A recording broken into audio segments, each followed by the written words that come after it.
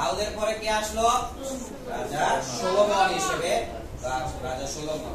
তো রাজা দাউদের মৃত্যুর পরে সলোমন রাজা কিছু রিসার্চ করে দেখলাম 15 বছর ছিল রাজা যখন সলোমন যখন রাজা হচ্ছে। তার মানে তার বয়স 15 বছর হলে কতটুকু আমাদের বয়সে কার মতো হইতে পারে?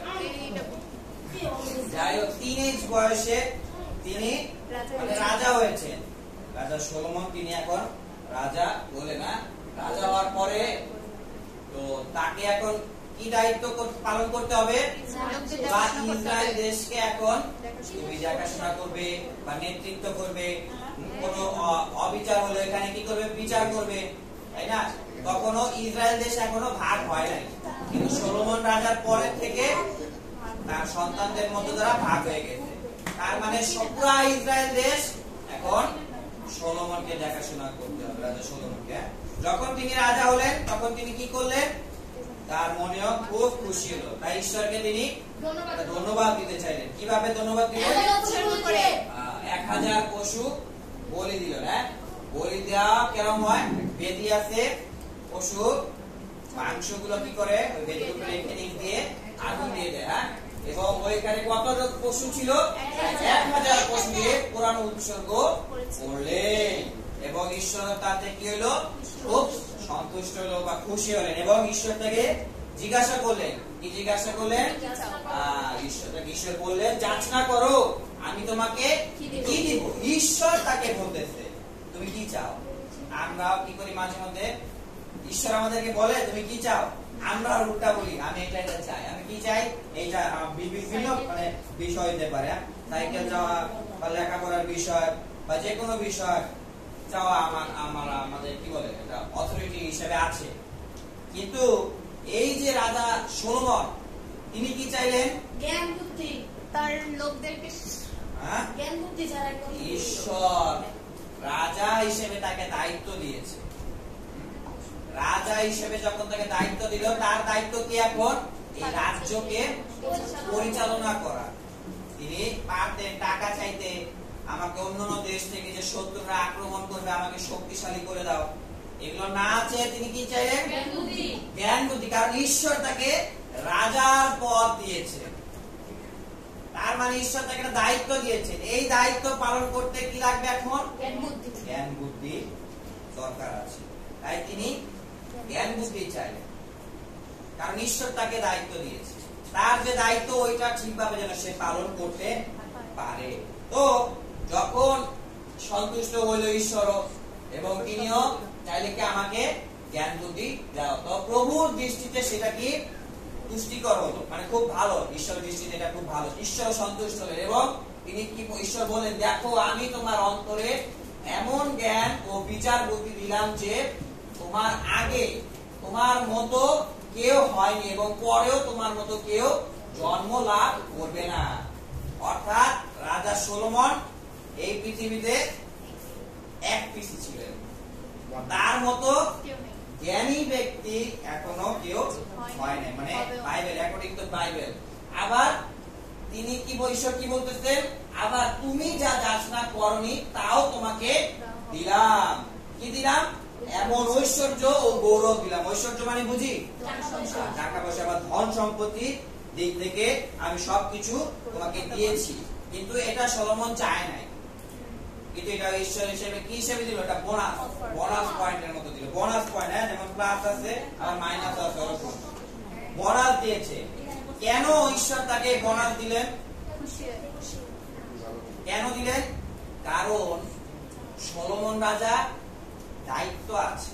কি দায়িত্ব? তিনি রাজা। রাজ্যে দুর্ঘটনা বা বিচার হইলে কি হয়? তখন লাঠি নিয়ে আঘাত করা যাবে না, তখন বুদ্ধি ব্যবহার করে ন্যায় বিচার দিতে হবে। তখন আমরাও কি করি? অনেক সময় প্রার্থনায় অনেক বিষয় চাই, তাই না? এইটা চাই সেটা চাই, কিন্তু ঈশ্বর যে আমাকে দায়িত্ব দিয়েছে ওই দায়িত্ব পালনের জন্য আমি প্রার্থনা করি কিনা। ঈশ্বর দায়িত্ব দিয়েছে তুমি লেখাপড়া করো, লেখাপড়ার বুদ্ধি না আছে এটা সাইকেল চাই, কাজ হলো। তাহলে কি চাইতে হয়? আমি এই সাবজেক্ট বুঝি না, ঈশ্বর তুমি আমাকে জ্ঞান বুদ্ধি দাও। এরকম লেখাপড়ার দায়িত্ব কাকে দিচ্ছে? যারা স্টুডেন্ট। এরকম ঈশ্বর আমাকে তুমি জ্ঞান দাও, লেখাপড়া ভালোই করতে পারে। তাই মাঝে মধ্যে ঈশ্বর কি করে? আমাদের প্রার্থনার উত্তর মাঝে মধ্যে দেয় না। কারণ সাপোজ ওর এখন বয়স হলো লেখাপড়ার, ও লেখাপড়া ঈশ্বর তাকে দায়িত্ব দিয়েছে, এটা যদি দায়িত্ব সে পালন না করে তাহলে কি হবে? ঈশ্বর সন্তুষ্ট হয়? আমার দায়িত্ব হতে পারে সাংসারিক ভাবে ভালোই সেবা যত্ন করা, আমার ছেলে মেয়ে আছে, হ্যাঁ, পরিবারের সদস্যদের সেবা যত্ন করা, আমি যদি দায়িত্ব পালন না করি তাহলে ঈশ্বর সন্তুষ্ট হয় না। আর যদি না হয় তাহলে কি হবে? উত্তরও মাঝে মধ্যে আসে না, উত্তরও মাঝে মধ্যে আসে না। তাই প্রার্থনা আমি কি উদ্দেশ্য নিয়ে করতেছি? আমি এটা সাইকেল চাইতেছি কেন? আমি পুরো নারায়ণগঞ্জ ঘুরবো, অ্যাক্সিডেন্ট হইতে পারে। তাই ঈশ্বর মাঝে মধ্যে প্রার্থনার উত্তর দেয় না। আর জাকব পুস্তকে লেখা আছে কি? যদি তোমাদের কারো জ্ঞানের অভাব হয় তবে সেই ঈশ্বরের কাছে যাচনা করুন, তাহলে কি হবে? তাকে দেওয়া হবে। কেন? তিনি তিরস্কার না করে সকলকে অকাতরে এই জ্ঞান দিয়ে থাকে, জ্ঞান দিয়ে থাকে না। আমরাও কি প্রার্থনায় আমি কি ধরনের যাচনা করতেছি ঈশ্বরের কাছে? এটা তার গৌরবের জন্য কাজ হবে নাকি অন্য কিছুর জন্য কাজ হবে? এটা ভালো চিন্তা করে আমরা যেন প্রার্থনা করতে পারি। আমরা মাঝে মধ্যে নিজেদের চাহিদা মেটানোর জন্য অনেক প্রার্থনা করে থাকি, টাকা চাই বা পয়সা চাই, অনেক বিষয় আছে। কিন্তু ঈশ্বরের গৌরবের জন্য যদি চাই যে এইটা আমাকে দাও, তাহলে কি হবে? ঈশ্বর গৌরবান্বিত হয়, তাহলে ঈশ্বর দেয়। তো এই যে রাজা সলোমন, তার এত জ্ঞান বুদ্ধি, হ্যাঁ, এত বিচার করতেছে, এইটা বিচার মানে ভালো বিচার হইতেছে, এটা কি আস্তে আস্তে আস্তে আস্তে ওই সময় সারা ওই ইসরায়েল দেশের আশেপাশে বা অন্যান্য দেশেও কি একেবারে ছড়িয়ে পড়লো, অনেক দূর পর্যন্ত ছড়িয়ে পড়লো। তো এই রকম ছড়িয়ে ছড়িয়ে ছিটিয়ে যাচ্ছে এরকম রাজা সলোমনের এই বুদ্ধির কথা। তখন একজন স্ত্রীলোক তিনি শুনতে পেলেন, তিনিও এক দেশের রানী হিসেবে ছিলেন। তার নাম কি? তার নাম হচ্ছে শিবা রানী। শিবা রানী, শিবা রানী কি শুনলেন?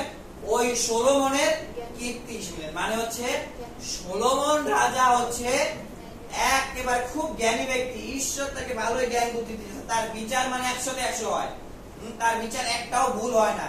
এটা কে শুনলেন? শিবা রানী। তিনি হচ্ছেন ওই শিবার দেশের একজন স্ত্রীলোক, এবং তিনি রানী। এই যে শিবা বা এই দেশ, এটা আসলে বর্তমানে বলা হয় যে ইয়েমেন বা দক্ষিণ আরবে এই দেশটা এখন আছে, এরকম ইতিহাস অনুসারে। এবং এই যে রানী, তিনি কি করতেন? সাধারণত রাজা রানীরা আগে বাণিজ্য করতেন।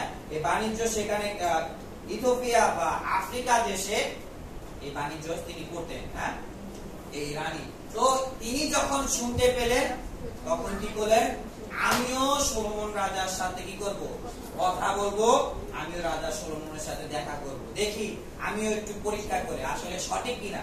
সবাই তো বলতেছে, আমিও একটু পরীক্ষা করে দেখি যে তার আসলে কতটুকু মানে বুদ্ধি আছে বা বিবেক আছে বা জ্ঞান আছে। তখন কি করলেন? তিনি ইসরায়েল দেশে গেলেন এবং গিয়ে কি করলেন? কঠিন কঠিন প্রশ্ন দ্বারা সলোমনের পরীক্ষা করার জন্য সলোমনকে যা কিছু মনে চাইতেছে, হইতে পারে তার যে রাজ্য কিভাবে চালাইতেছে, এটা সঠিক না এটা সঠিক, ভিন্ন ভিন্ন বিষয়, একেবারে কঠিন কঠিন প্রশ্ন কে করতেছে? এই যে রানী, শিবা রানী কাকে জিজ্ঞাসা করতেছে? রাজা সলোমনকে জিজ্ঞাসা করতে। এইটা কিভাবে হলো বা এটা কিভাবে হবে, রঙের ব্যাপারে মনে জিজ্ঞাসা করতে পারে, জানি না কোন ধরনের প্রশ্ন করছে, কিন্তু কঠিন কঠিন, হ্যাঁ, লাল নীল কিভাবে আকাশ হয়ে গেল, এরকম হতে পারে, আমি বলতে পারে, এরকম কঠিন কঠিন প্রশ্ন কে করতেছে? শিবা রানী সলোমনকে প্রশ্ন করতেছে এবং সলোমন কি করলো?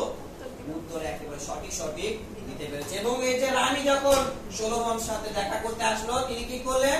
সাথে করে অনেক ধরনের গিফট নিয়ে এসেছে, যেমন পরীক্ষা করার জন্য বিপুল পরিমাণে ঐশ্বর্য এবং সুগন্ধি দ্রব্য, প্রচুর সোনা ও মণিবাহ সমস্ত উট সঙ্গে নিয়ে জেরুজালেমে আসলেন। এবং ওই রানী নিজের মনে যা ছিল তাকে সমস্ত বলেন, যা কিছু মনে চাইতেছে এটা কিরকম হইলো বা এটা হবে কিভাবে সবকিছু প্রশ্ন করতেছে সলোমনকে। এবং সলোমন কি সব করে বলতেছে।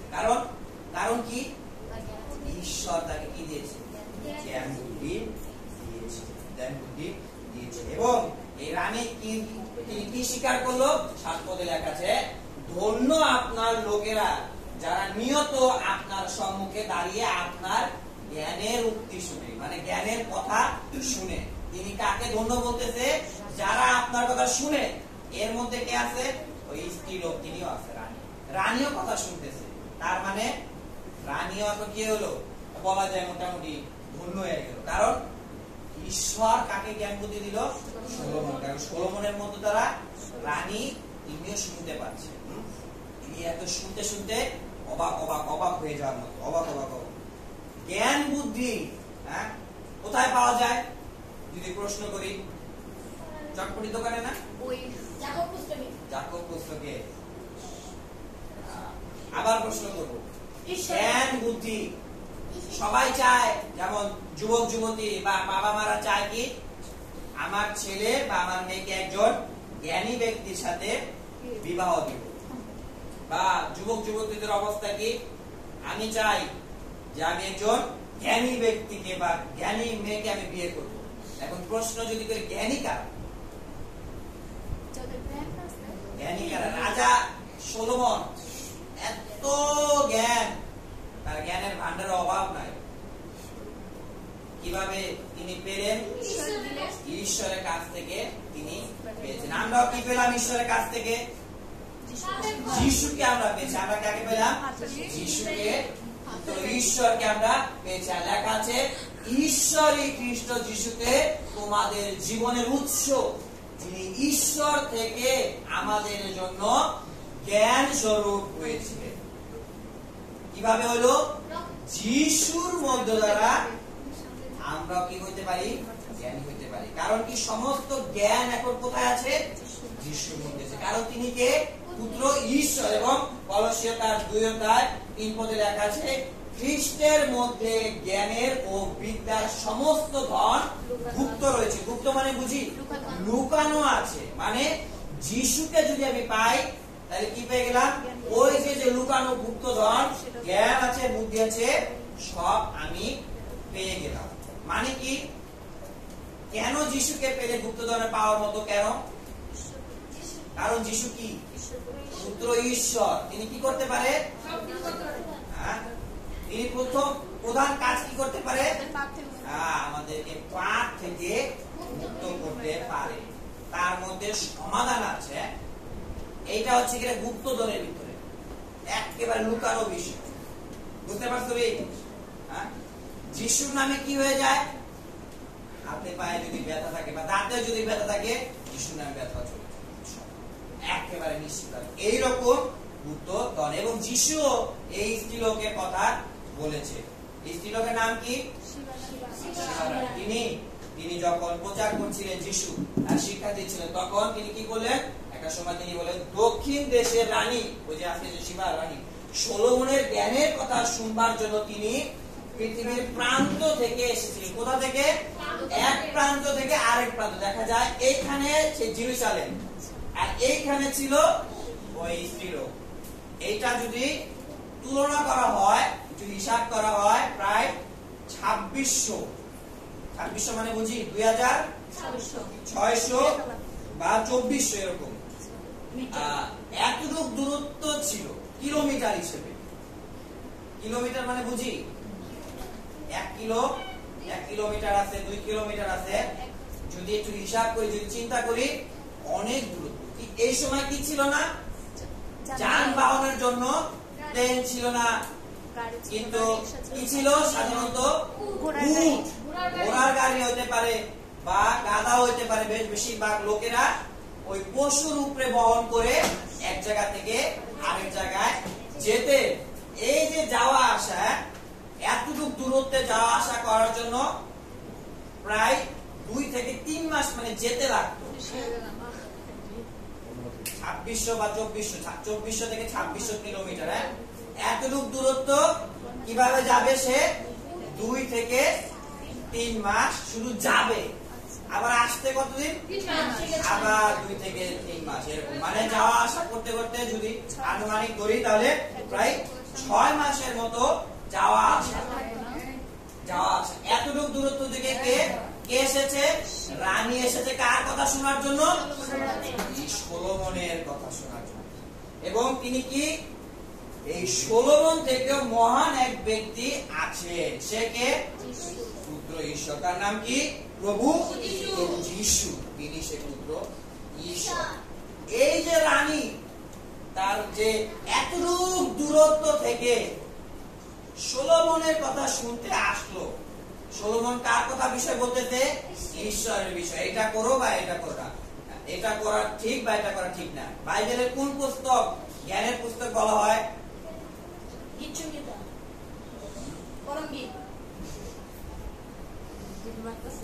জ্ঞানের পুস্তক কাকে বলা হয়? সলোমন রাজা তিনি লিখছে, জানি না। সদাপ্রভুর ভয় এই বিষয়ে লেখা আছে, জানি না। রাজা সলোমন তার জ্ঞানের যা কিছু আছে সবকিছু এখানে লেখা রয়েছে। এই যে রানী, তিনি কি করলেন? আমি রাজা সলোমনের কথা শুনতে চাই, ঈশ্বর তাকে কি জ্ঞান বুদ্ধি দিয়েছে আমি তা জানতে চাই। অন্যরা বলতেছে না না, হবে না, হবে না, আমি স্বচক্ষে গিয়ে দেখতে চাই। তিনি কি করলেন? এতটুকু দূরত্ব, প্রায় 2 থেকে 3 মাস, কোনো কিছু চিন্তা না করে তিনি রওনা দিয়ে দিলেন। কি শোনার জন্য? ঈশ্বরের বাক্য বা জ্ঞান শোনার জন্য। আমরা ঈশ্বরের বাক্য কোথায় শুনি? মন্দিরে। আমার বাসা থেকে আসতে কতক্ষণ লাগে? 10 মিনিট বা 5 মিনিট। তারপরও মাঝে মধ্যে মন্দিরে কেন আসেনি? আমার বাসায় আত্মীয় আসছে। মন্দিরে কেন আসেননি? আমার তো এই পায়ে ব্যথা। 5 মিনিট বা 10 মিনিট দূরত্ব, কিন্তু এখানে কার বিষয়ে বলা হয়? যিশুর ব্যাপারে বোঝা। যিশু কি? জ্ঞানের গুপ্তধন। এখানে আসলে ভালোই জীবন কিভাবে পাওয়া যায় এই বিষয়ে জ্ঞান জ্ঞান জ্ঞান জ্ঞান যিশুর বিষয়ে সাথে প্রচার করা। কিন্তু তারপর আমাদের অজুহাত কি থাকে? ছোট বিষয় থাকে, আবার বড় বিষয় থাকে। কেন আসেননি? ও আমি তো অসুস্থ ছিলাম। কি অসুস্থ ছিলেন? ওই জ্বর ছিল। কবে ছিল? 1 সপ্তাহ আগে। তাহলে এখন কেন আসেন না? ওই যে জ্বর ছিল তাই আসেন না, কিন্তু এটা আগে চলে গেছে, কিন্তু এখনো ওই অজুহাত দিতেছে। তাহলে কার লস হইতেছে? নিজের লস। মণ্ডলীতে ঈশ্বরের জ্ঞানের বিষয় পাওয়া যায়। কারণ কি? মণ্ডলীতে কি বিষয় প্রচার করা হয়? এই বাইবেল থেকে যিশুর বিষয় প্রচার করা হয়। এবং সলোমন থেকেও কি এক মহান ব্যক্তি আছেন, এটা কে বলতেছে? প্রভু যিশু পুত্র ঈশ্বর। তিনি সাধারণ ব্যক্তি না, তিনি কি যিশু পুত্র ঈশ্বর।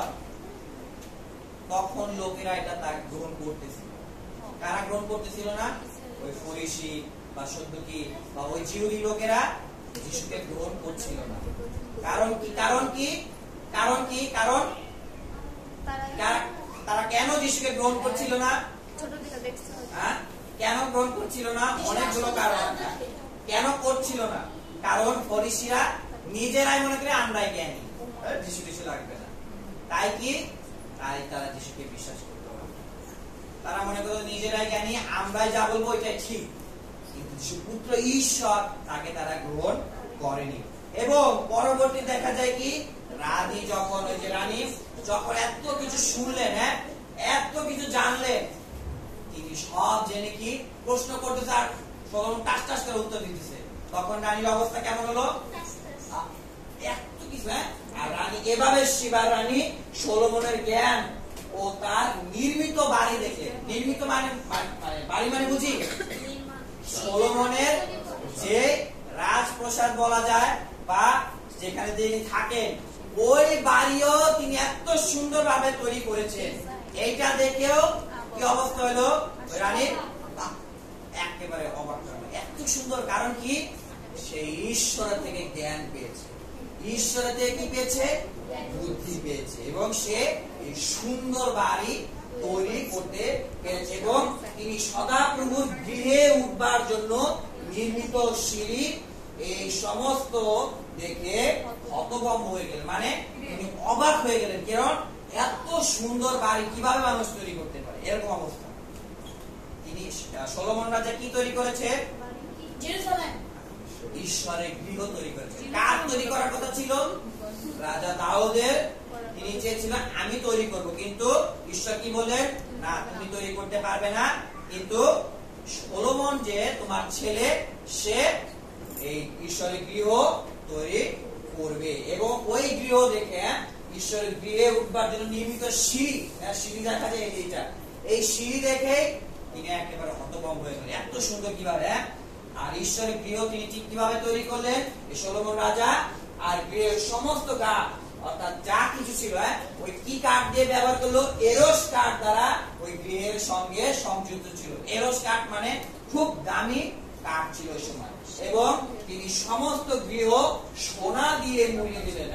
অন্তর গৃহের নিকটস্থ সব ধূপ বেদী স্বর্ণ দিয়ে তিনি তৈরি করেছেন। ভিতরে যা কিছু ছিল সব একেবারে বলা যায় সুন্দর করে তিনি তৈরি করেছেন। কেন?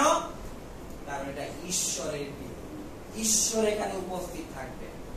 আর তিনি সব থেকে বেস্ট, যেটা ভালো জিনিস, একেবারে খাঁটি স্বর্ণ, একেবারে ভালো কাঠ, সব কি দিলেন? ঈশ্বরের গৃহের জন্য দিয়েছেন।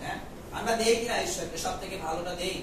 দান দশমাংশ যদি দেই ভালো, কিন্তু কোনটা দেই? সব থেকে ছেড়ানো, মানে যেটা চলেও না, এটা বেস্ট হইলো। ঈশ্বর সব থেকে কোনটা পছন্দ করে? সব থেকে বেস্ট যেটা। কিন্তু আমরা দান দশমাংশ দেওয়ার সময় কি করি? এদিকে একটা ব্যবস্থা আর একটা নাই, তাহলে ঈশ্বর কি পছন্দ করে কিনা? ঈশ্বর সব থেকে ভালোটা, কারণ আমি কাকে দিচ্ছি? ঈশ্বরকে দিচ্ছি। ঈশ্বরকে আমাকে কোনো সময় এরকম টাকা দিছে? তাহলে আমি ঈশ্বর কিভাবে? ভালো চিন্তা করে দান দশমাংশ দেওয়া। তারপরে তিনি কি করলেন? এত সুন্দর ভাবে তৈরি করেছেন, ভালো ভালো জিনিস দিয়ে, এবং তিনি ওই মন্দিরে কি করেন? ঈশ্বরের গৃহে গিয়ে প্রার্থনা করলেন এবং ঈশ্বর সেই প্রার্থনার উত্তর শুনেছেন। শুনে কি বললেন? সদাপ্রভু তাকে বললেন, তুমি আমার কাছে যে প্রার্থনা ও বিনতি করেছো তা আমি শুনেছি। এই যে গৃহ তুমি নির্মাণ করেছো, ঈশ্বরের গৃহ যে নির্মাণ করেছো, এর মধ্যে চিরকালের জন্য আমার নাম স্থাপনার্থে আমি এটিকে পবিত্র করলাম। কে পবিত্র করেছে? ঈশ্বর। ওই গৃহকে, ঈশ্বরের গৃহ, জীবেশ্বরের মন্দিরকে ঈশ্বর পবিত্র করেছে। সেটা সাধারণ গৃহের মতো ছিল, কিন্তু কি করলো ঈশ্বর? সেটাকে একটা আলাদা করলো, একেবারে সম্পূর্ণ পবিত্র। আমরাও কি যিশুকে বিশ্বাস করে কি হলাম? আমরাও আলাদা হয়েছি, আলাদা।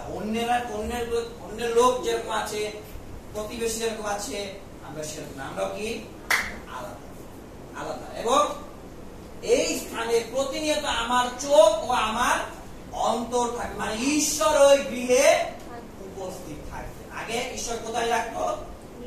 জীবেশ্বরের মন্দিরে নিয়ম সিন্ধুক আছে, বেদি আছে, ওইখানে ঈশ্বরের গৃহে তিনি উপস্থিত থাকতেন। এই যে ঈশ্বরের গৃহ এখন বর্তমান কি? বর্তমানে মণ্ডলী, এবং আমরা হচ্ছে কি মণ্ডলীর এক একটা অংশ, এক একটা অংশ। আর লেখা আছে, তোমরা কি জানো না তোমরা ঈশ্বরের মন্দির এবং ঈশ্বরের আত্মা তোমাদের মধ্যে বাস করেন? মানে কি? যখন আমি যিশুকে বিশ্বাস করি, ঈশ্বরের আত্মা আমার মধ্যে প্রবেশ করে। ওই গৃহের মধ্যে কে ছিল? ঈশ্বর এখানে উপস্থিত ছিল। এখন আমার অন্তরে কে থাকে? পবিত্রতা, ঈশ্বরের আত্মা আমার মধ্যে থাকে। এবং তোমার দেহ পবিত্র আত্মার থাকার গৃহ, যিনি তোমার অন্তরে থাকে, যাকে তোমরা ঈশ্বরের কাছ থেকে পেয়েছো। আমার দেহ কি? পবিত্র আত্মার মন্দির, অর্থাৎ ঈশ্বর এখানে রয়েছে, ঈশ্বর এখানে রয়েছে। তাহলে কি আমার কি করা দরকার? আমার কি করা দরকার? প্রার্থনা করা দরকার। আর কি করা দরকার? ঈশ্বর কোথায় থাকতেছে? এখন আমার অন্তরে থাকতেছে। তাহলে কি করা দরকার? এই অন্তর যেন পরিষ্কার রাখতে, কারণ কি? ঈশ্বর পবিত্র ঈশ্বর। আর দ্বিতীয় করন্থীয় 6:16 পদে বলে, আর মূর্তিগুলোর সঙ্গে ঈশ্বরের গৃহের বা কি সম্পর্ক আছে? আমরাই তো জীবন্ত ঈশ্বরের মন্দির। যেমন ঈশ্বর বলেছেন, আমি তোমাদের মধ্যে বসতি করব ও গমনাগমন করব এবং আমি তোমাদের ঈশ্বর হব ও তারা আমার লোক হবে। কিসের মধ্যে আছে? আমাদের অন্তরের ভিতরে ঈশ্বর উপস্থিত। আর কি রাখা উচিত না? সে মূর্তিগুলোর সঙ্গে আমাদের কি সম্পর্ক? আমাদের এখানে কোনো মূর্তি আছে? একেবারে কি আমরা অদৃশ্য ঈশ্বরের আরাধনা করে থাকি। এই মূর্তিগুলো এখানে নাই, কিন্তু আমার অন্তরে কোন মূর্তি আছে? সমস্ত পাপের স্বভাব, যেমন লোভ, ঘৃণা, এগুলা অন্তরের দৃষ্টিতে। এবং চোখে কি মূর্তি? মূর্তি তো জানি, যেটা বড় বড় মানুষের মূর্তি। কিন্তু অন্তর কি করতে পারি? আমি সবসময় যেন পরিষ্কার করে রাখি। পরিষ্কার করি কিনা? না, কারণ ঈশ্বর এখানে আছে। এবং এই গৃহ কি? ওই গৃহ যেটা ছিল তখন, এখন হচ্ছে এই মণ্ডলী। মণ্ডলীতে আসলে আমরা কিছু কি? ঈশ্বরের বাক্য ভালো শুনে প্রার্থনা করি। তখন কি করে ঈশ্বর? সেটা শুনে আমাদেরকে আরো আশীর্বাদ করে এবং জ্ঞানও তিনি দিয়ে থাকেন। এই সমস্ত কিছু দেখে ওই রাজা, ওই রানী তিনি কি বললেন? আপনার জ্ঞান ও মহত্বের অর্ধেকও আমাকে বলা হয়নি। আমি যে খ্যাতি শুনলাম তা থেকেও আপনার গুণ অনেক বেশি। মানে ওই স্ত্রীলোক বা রানী তিনি যা শুনেছেন এতদিন, তার থেকেও বেশি কি নিজের চোখে দেখে মনে হয়েছে এগুলো আমি কিছুই শুনি না। আমি মনে করলাম যে আপনি মনে হয় এতটা করেছেন, কিন্তু এসে দেখলাম আপনি এতগুলো অবস্থায়, আমি অর্ধেকও শুনতে পাইনি। আমরাও যখন যিশুকে ভালোই বিশ্বাস করে ঈশ্বরের সন্তান হয়ে যাই, তখন কি আমাদের অবস্থা কারা দেখতে পারে? কারা দেখতে পারে? লোকেরা, আমার প্রতিবেশী লোকরা দেখতে পারে। আমি কোথায় যাচ্ছি? ঈশ্বরে গিয়ে যাচ্ছি। এখানে কে উপস্থিত? ঈশ্বরে গিয়ে ঈশ্বর উপস্থিত। আমার সাথে কে আছে? ঈশ্বর আছে। তাই ঈশ্বর যেহেতু আমার সাথে আছে, তাই কি আমিও যেন কি করতে পারি? পরিষ্কার থাকার মতো। তিনি ওই সলোমন রাজা কি করলেন? সব থেকে ভালোটা ঈশ্বরের গৃহে দিয়েছে। আমার ঈশ্বরের গৃহ কোথায়?